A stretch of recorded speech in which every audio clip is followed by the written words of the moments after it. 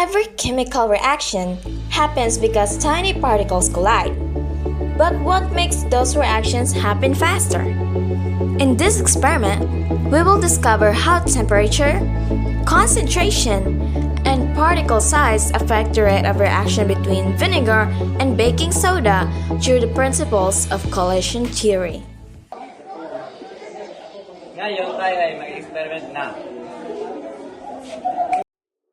Materials used in this experiment is vinegar, beakers, graduated cylinder, baking soda, ice, water, measuring spoons, and stopwatch.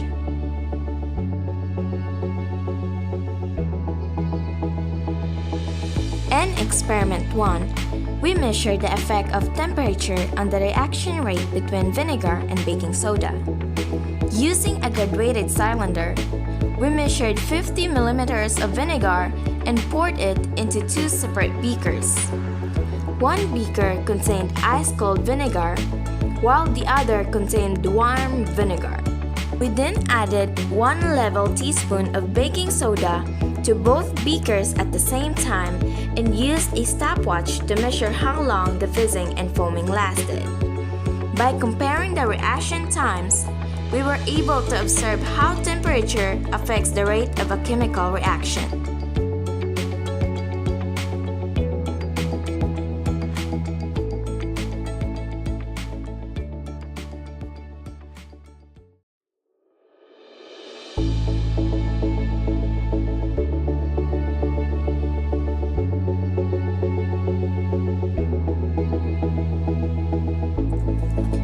In experiment 2, we measured the effect of concentration on the reaction rate between vinegar and baking soda.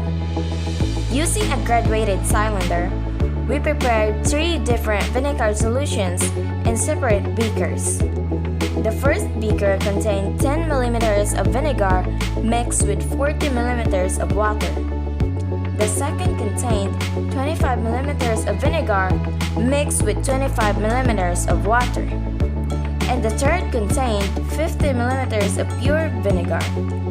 We then added 1 level of teaspoon of baking soda to each beaker and used a stopwatch to measure how long each reaction lasted.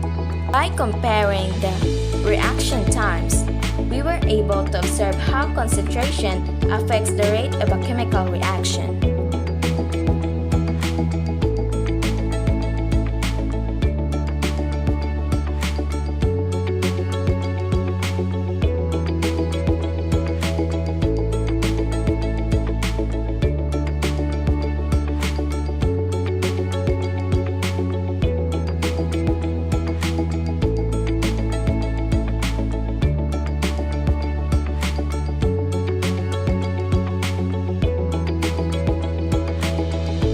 In experiment 3, we measured the effect of particle size on the reaction rate between vinegar and baking soda.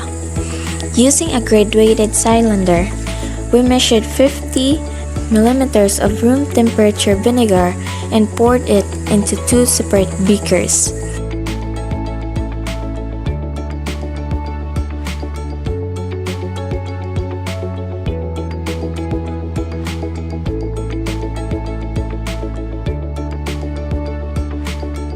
For the first beaker, we used 1 level teaspoon of loose baking soda powder.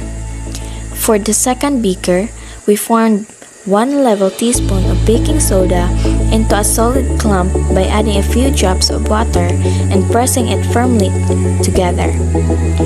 We then added both samples to the vinegar at the same time and used a stopwatch to measure how long each reaction lasted.